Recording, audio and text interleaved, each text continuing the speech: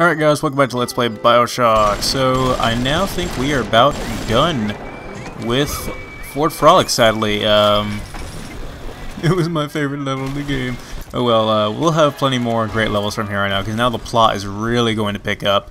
I do acknowledge that the plot was completely derailed in this level, much like it was in Arcadia, but it's much more pleasant in this. So after we add the fourth and final picture to Cohen's masterpiece, the man, the legend himself will emerge.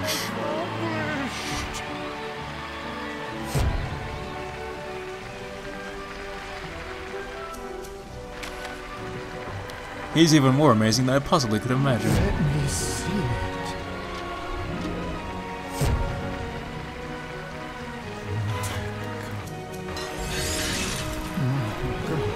My God. And the subtitles have betrayed me yet again. It's beautiful.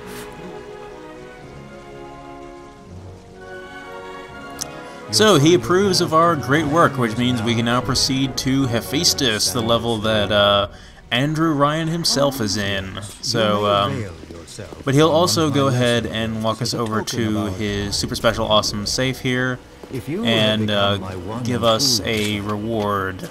It's not terribly great of a reward, honestly. He'll go ahead and open this up, and he'll give us the plasmid inside. It's Medical Expert 2. I think we already have. Don't we already have Medical Expert 3? Or I think it's something else. No, we could use this. This is actually very. This is that actually is a pretty good upgrade. But now that we have that, we can actually choose to fight him if we wish. And he is considered a Houdini splicer, and he's very powerful.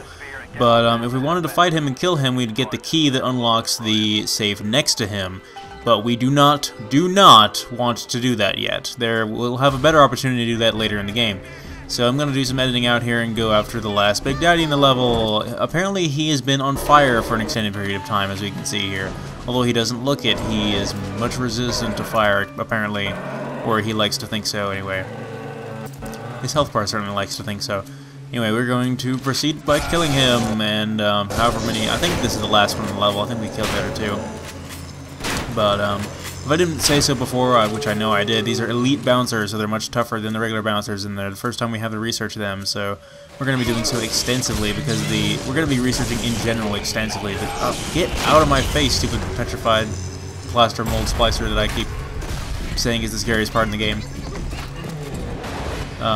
The next level, the enemies are going to spike in difficulty significantly, so yeah, we definitely want to be prepared for that. This is just a good old-fashioned romp with this guy. And he kicks our asses, finally. About time we've had a Big Daddy do that to us. We've actually been killing them off fairly effortlessly thus far. But that's just to the extent that I've played this game. I didn't want to be super cheap and use... Oh, that's what I need to be doing. Sorry, I completely neglected to use one of the best strategies against them. I need to show that off pretty soon here, although, the electric gel, as I said, is pretty broken for killing them. But there's yet another weapon which we got incredibly recently that is also very effective at killing them. But I might save that for the next one, because this one is already mostly dead. There we go. Yeah, he's going down. Oh, out of ammo. Crap. There we go.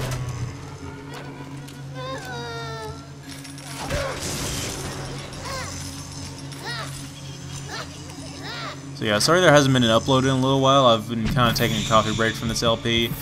There's just been a lot of stuff going on, and I think I said that in the last episode too. There's just been a lot of stuff going on, and I've had a ton of work to get done because I'm gonna have a 4-day weekend for Dragon Con yet again. I can't freaking wait. And this is either going to be the last or the second to last upload that I do before then. I might make one more video before then. I mean, there's a little bit of looting I can do around here before I want to go after the last Big Daddy. I think there's one more at least. Yeah, there's one more, so I'll go ahead and demonstrate the final, the one thing I wanted to demonstrate previously, the final alternate ammo type for the crossbow, which is probably the best one out of the three, even though all three of them are fantastic. There's the last Big Daddy and Little Sister conveniently lined up and getting ready to be knocked down, like the bowling pins that they are, figuratively speaking. And the trap bolts are incredibly good. The reason that they're incredibly good is because they do electric damage. That's pretty much the only reason. The crossbow deals, apparently the Little Sister's walk cycle is glitched out there, but we'll forgive her for that, because she's not going to be around much longer anyway, so we're going to kill her horribly. As you can see, what I'm doing here is I'm shooting the Big Daddy directly with the trap bolts. I almost said electric bolt there. And what that's doing is, not only is he taking the damage from the impact, but when it attaches to a surface and he pulls it away from that surface and it breaks, he'll receive the electric damage as well. So it's basically a 1-2 punch, not any references to the early parts in the game. It's a two-pronged attack, so to speak, and it deals a crap ton of damage to Big Daddies, and it's just obscenely powerful. I think I killed him, what, 2 shots and then finished him off with some electric buck there. That was just incredibly easy. So that's the last Little Sister in the level, and that's all of our business here in Fort Frolic. Goodbye, you will be missed. Now we're moving on to, as I said before, Hephaestus, which is a really peculiar level. It has a very, even more so than the previous levels, a very old-fashioned look to it. Probably because it was the first place built in Rapture. It is the home of Andrew Ryan himself, so we finally get to take the big guy down. Here, this vending machine is more incendiary bolts. They're pretty expensive, but I've shown before how ridiculously good they are as well, so we're definitely going to pick those up. Like I said before, the enemies spike significantly in difficulty in this level, so we're definitely going to want to pull out all the stops and use some of our more powerful stuff here. This is probably only the second to last, or maybe the third to last difficulty spike in the game, but it's for the primary reason why you would want to be rescuing all those Little Sisters and upgrading your plasmids to the next equivalent levels, and why you would want to be upgrading your weapons, and why you want to be researching, especially researching, because I think you can get through here without researching, but I think this would be a very, very difficult part in the game if you didn't have any research or any upgrades at all, and you were just going in with basic stock things. I'd have to try that eventually just to see how hard it is, because I can't imagine it's impossible, especially for someone like me who's played the game as many times as I have, but I'm curious to see how much the difficulty actually does scale when you haven't been progressing your character's abilities. This guy's glitched out, but we'll forgive him for that as well, and we'll come over here and auto hack this turret because we're cheap like that. Oh, thank you. And there's some hidden items up here anyway. Like I said, if you haven't been researching them until this point, you may want to spend a great deal of time grinding for it, because this is another non-linear level where there's going to be a lot of enemies running around in a rather small space. Honestly, this is not a terribly large level either. It might be slightly bigger than Fort Frolic, if not the same size, but unlike with Fort Frolic, there's really not a whole lot to see. Another major change with the enemies in this level is now leadhead splashes will now start carrying machine guns. So they will start carrying their silly Thompsons like we're carrying around, and they will be a much greater threat to us due to their automatic fire.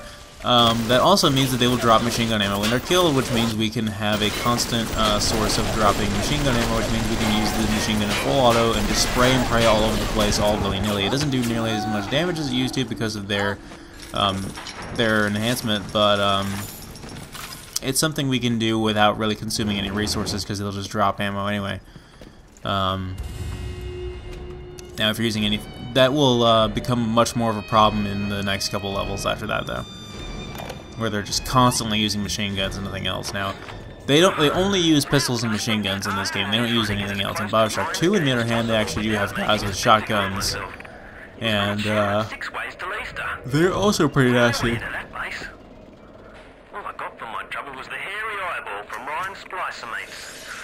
But basically, our first objective here in Hephaestus is to go after this particular audio diary that is going to explain how we're going to get into Andrew Ryan's office, because that is our current command. We have to kindly go and find Andrew Ryan and kill him, as we are clearly aware of. There's some random grenades dropping from here. I'm assuming that at some point it'll drop one that's live, but I might be thinking of a different part in the game, I'm not sure. Anyway, we got a heat-seeking RPG for that, which is nice. I would use the heat-seeking RPGs a lot more often because they are obscenely powerful, but remember those items. They are important for later. That quarter can of Ionic Gel there. We can't carry very many heat-seeking RPGs, which is kind of a shame. This guy is almost dead, I think. No, that was the camera. I'm trying to freeze the camera here, but these guys are getting in my way. And I die. Yeah, I was really taking for granted the whole difficulty scaling thing here.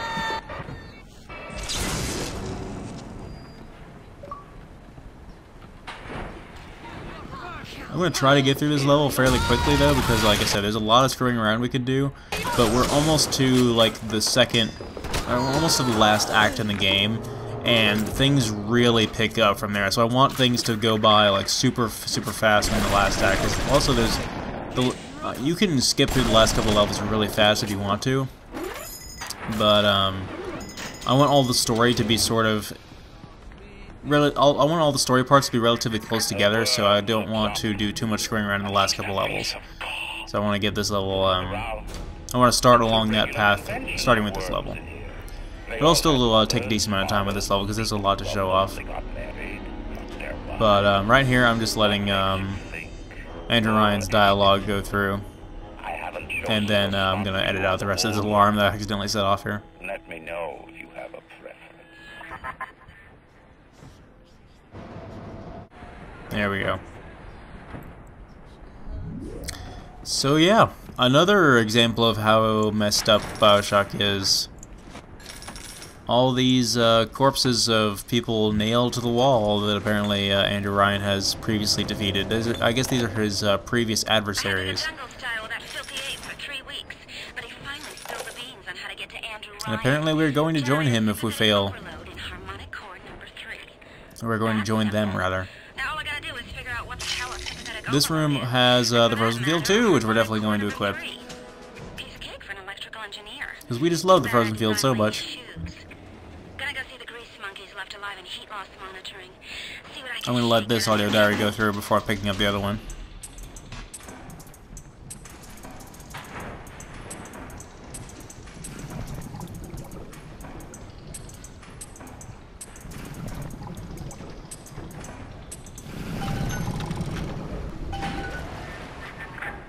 And then more Andrew Ryan dialogue for some reason.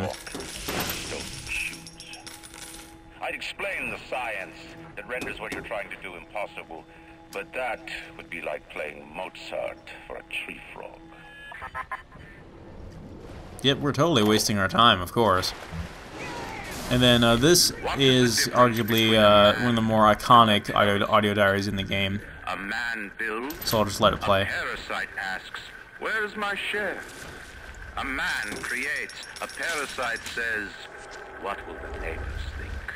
A man invents, a parasite says, watch out, or you might tread on the toes of God. God, what a character Andrew Ryan is, I swear. His voice actor did a tremendous job with him, and every line that he delivers is just phenomenal. Love Andrew Ryan's character. Anyway, I tried to shock those Houdini splashes that were teleporting in here while I was standing on that ledge there.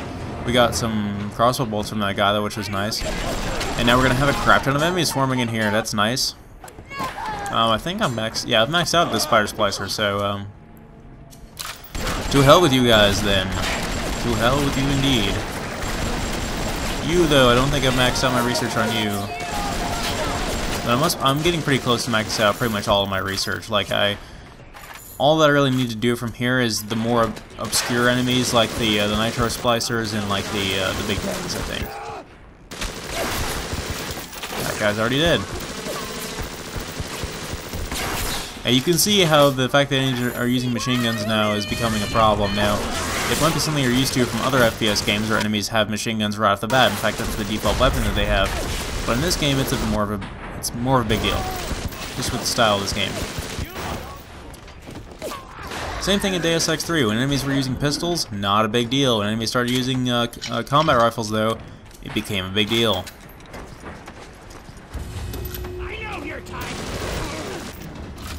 Ow! Holy crap! How he's able to get back up from that, I don't know, but video game logic.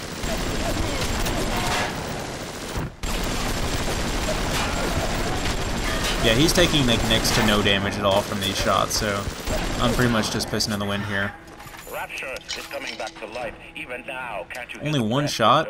Okay, maybe my strategy there with using the machine gun is not working out too well. Humming with the thoughts of young minds. My city will live. My city will thrive.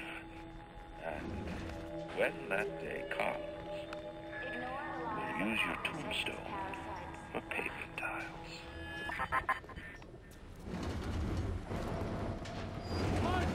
Okay, so this is the main core area here. This is basically a series of multiple levels and spiraling staircase. Ow! I think he... How is he not dead? There you go. He's still not dead. You are doing a horrible job, Mr. Big Daddy. I had to help you. Anyway, go about your business. I'm going to ignore you guys until later. I will be taking down all the Big Daddies though, but I want. There's a very specific time when I want to take them down, due to our core objective here. But this area is a series of multiple levels and spiraling staircases that go around the main core that powers all of Rapture, I think. And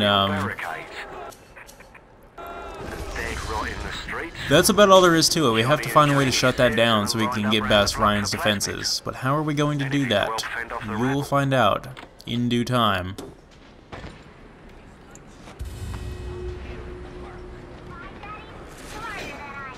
Meanwhile, there's a power to the people station here, so let's go ahead and use that. I think there's only 2 in this level. What do we want to upgrade? Let's go ahead and max out the machine gun. We could use that damage increase now that we're using it so much. Anyway, we also have a ton of atoms, so let's go ahead and spend it here at the Gatherer's Garden as usual. Let's get some more slots.